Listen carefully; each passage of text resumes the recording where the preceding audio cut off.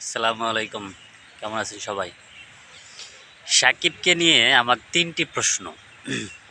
প্রথম প্রশ্ন, সাকিবকে কি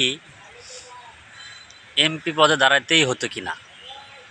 সাকিব তো নিজে একটা ব্র্যান্ড ভ্যালু। তাকে এমপি পদে দাঁড়ায় মানুষের সেবা করতে হবে এমনটা তো না।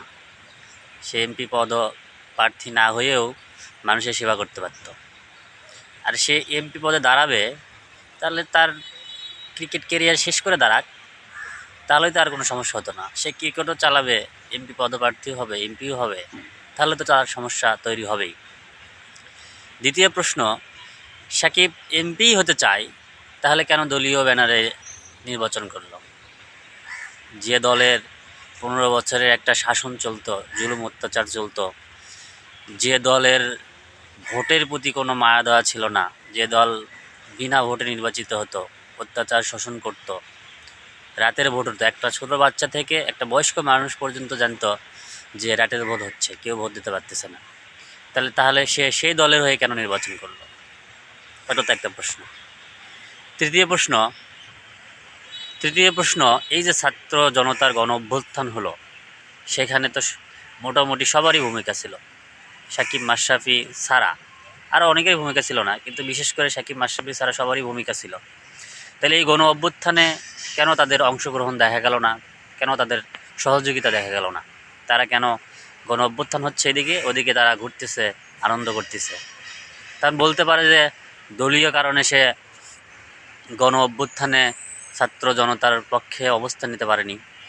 তাহলে হলেই দলীয় কারণে হলেই সে পার পেয়ে যাবে?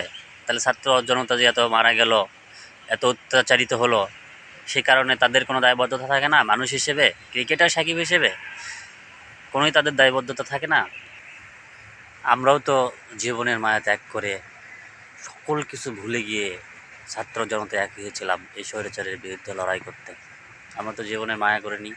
আমরা তো কোনো পদ পদবি, কোনো মায়া দয়া, বাবা মা ফ্যামিলি কিছুর দয়া করিনি, মায়া করিনি। তাহলে সেখানে সে কোন লোভে কোনো কিছুই করলো না ছাত্র জনতার জন্য?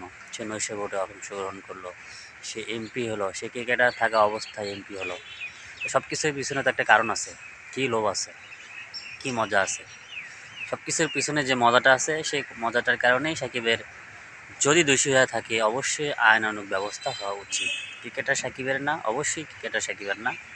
ক্রিকেটার সাকিবের বাহিরে যে সাকিব আছে, সে অন্যায় করে থাকলে অবশ্যই তার শাস্তি হওয়া উচিত। এজন্য জনতার, বাংলাদেশি মানুষের সাকিব প্রেমীদের এত মায়া দয়ার আমি কোনোই কারণ দেখি না।